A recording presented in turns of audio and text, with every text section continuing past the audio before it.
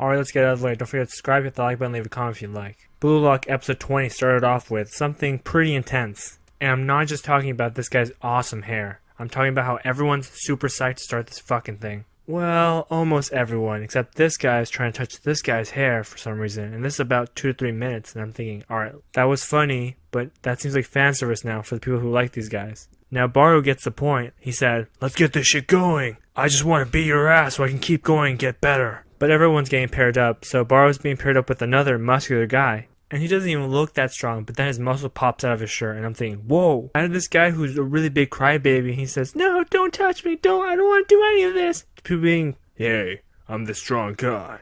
I mean, this whole episode's full of surprises, because I thought for sure that Nagi was going to face someone else. But he says, "No, let me get the main guy, so I can prove myself that I'm really strong." And so that leaves Isagi with just Batra, his best friend. He says, "Are you ready for this?" "Yeah, I'm ready to beat you." So the match starts, and he's already doing some whirlwind shit, where he's moving his soccer ball around his feet really fast. Basically says, "Nah, I can see through that shit. I'm not the same Isagi I was just a second ago. I'm 1,000 times better." And so he proves it by stopping his soccer attack. But Batra still keeps going, but who's behind him? Baru, and he says, "There's no way you're gonna get past me." So everyone's improved by a lot, and so Baru and Isagi are teaming up, which Baru didn't used to do, but now he does, and Isagi just uses him as a shield and runs past him and gets the ball behind him. And that makes everyone fucking pissed. But then Isagi passes it to Nagi, and it's a risky pass because it's really close to the opponent. Even if he moves 1 second too late, it's over. So the guy's already calculating in his head, alright, I'm going to do this, when he does this, I'll do this. But he didn't think about him hitting to the side. But who's aside of him? Well, no one, but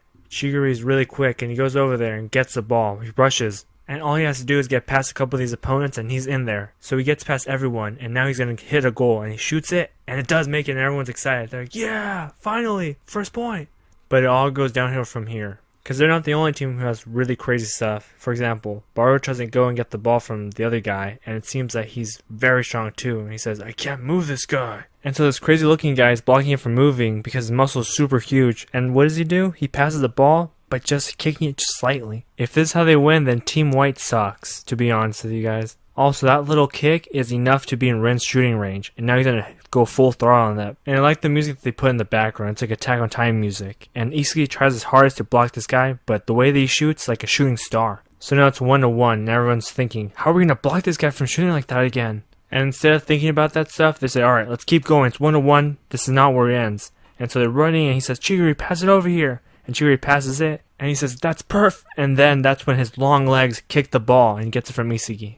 Fuck! But that's okay because Nagi and Baru is already there and they block him, and there's no way he's gonna get past them. So he decides to pass it to Batra, which he's also a really good player. And then he says, "Let me show you my monster." And so he's running through the field, and Isagi's trying to block him, so there's no way of him getting past Isagi, so he ends up kicking it in a really weird way that anyone in the field can get it, but the guy with the really long hair is really fast, just like Chiguri, and they're both racing towards the ball, and there's only one thing that's different about them, that this guy can jump really fucking far, and then he headbutts that shit to the goal. That's like a backslap to someone's face. It feels disrespectful. And now he's taking it the worst. He says, "I can't lose here. I need to be better than everyone else. If I have to go even harder than usual, then I must. Sorry, I broke my promise to you, but this for the better." So there's no plan with this play, and so he just runs into the field and hopes that Isagi's going to read the way that he's moving, and he's going to be able to score that way. And he's right. Nagi passes to Isagi, and Isagi passes it back to Nagi, and Ren's behind him. He's trying to get the ball, and right when Ren thinks he's going to get the ball for sure,